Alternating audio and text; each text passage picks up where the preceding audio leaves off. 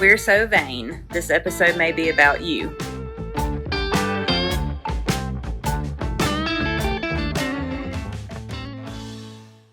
Welcome back to We're So Vain. In episode 6, Dr. Schul discusses complications related to venous insufficiency and varicose veins.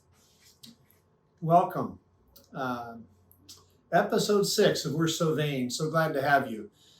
This educational series has accomplished how veins work, how veins fail, the risk factors for leading them to fail, what symptoms we may develop, even how we sort out whether those symptoms are vein related, in addition to one of the very common treatments we use, which is endovenous laser. Today, we're actually going to talk about complications related to venous hypertension or to varicose veins. There's 3: bleeding, blood clots, and leg ulcers. Bleeding, I think, is self-evident. Bleeding commonly happens below the knee through tiny, if you will, spider veins or telangiectasias, we call them, near the ankle, above the knee on occasions, but these usually come from small vessels. When they occur, that blood will actually squirt from the leg. You'll think it's an arterial problem, but as we know, there's a lot of pressure in the vessels when we have varicose vein problem, and as a result, we see more of a high pressure bleed and something that will squirt from the leg. If you bleed once, you're likely to bleed again. It's a clear indication that you should have a vein treatment to help prevent that in the future. Let's talk about blood clots, because there are 2 different types of blood clots that can occur. Superficial clots are common, okay? And 90% of patients who develop superficial clots, that will be a reddened, firm vessel on the surface of the skin.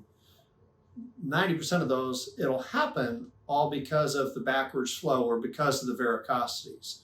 The alarming part is that when we look at that painful varicosity that's reddened and firm to the touch, in fact, it's one of the more uncommon conditions that patients can have that suffer from bad varicosities, is that at presentation, it's not just a clinical diagnosis. In multiple studies, between 1 to 2 out of every 5 patients that has a superficial thrombosis or a superficial blood clot will have a deep vein clot at the same time. So developing a superficial thrombosis is a not so infrequent complication related to varicosities, and certainly suggests that there's a vein problem that can be fixed. But the alarming part is that when you have a superficial phlebitis, we have to think deep vein clot as well.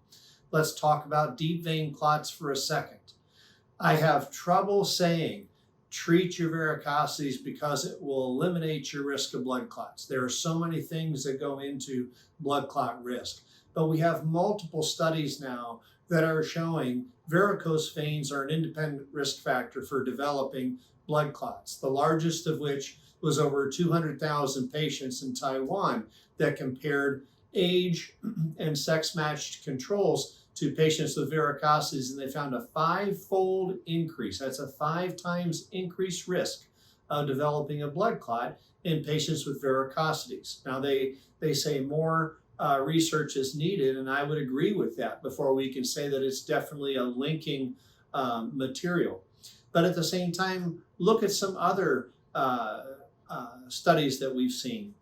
One showed that in patients that were hospitalized for 5 days that had age greater than 75 and the presence of varicosities, varicose veins were found to be an independent risk factor for developing a blood clot.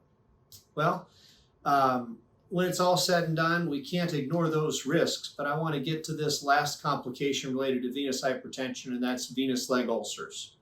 Venous leg ulcers, when we look at the claims data on a national basis, these are the patients in most need of care and often go without care. Many times because there's a failure in recognizing the skin changes associated with a venous leg ulcer. The picture that you're seeing right now is a patient that had been at a wound center for over a year.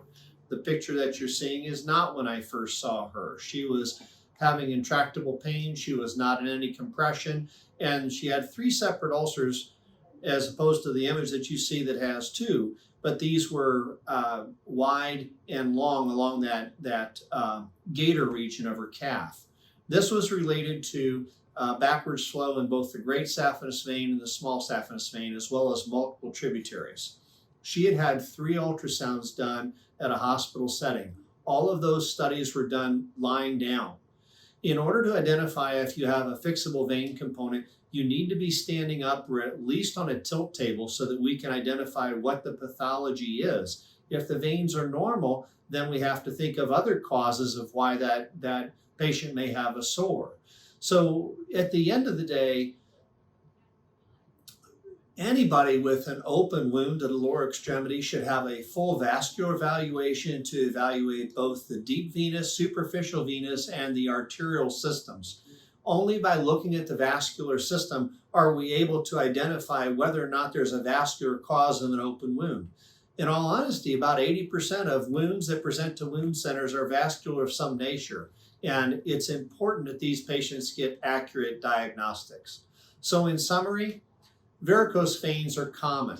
Skin changes, not infrequent with advanced vein disease. Complications will happen, and they include bleeding, superficial clots, deep vein clots, as well as open sores and leg ulcers. We're going to be talking more about each of these topics, specifically ulcers and blood clots in additional sessions, but I wanted to at least bring forth the presence and the prevalence of these complications as we move forward in this series. Thank you so much for your time. Until next time.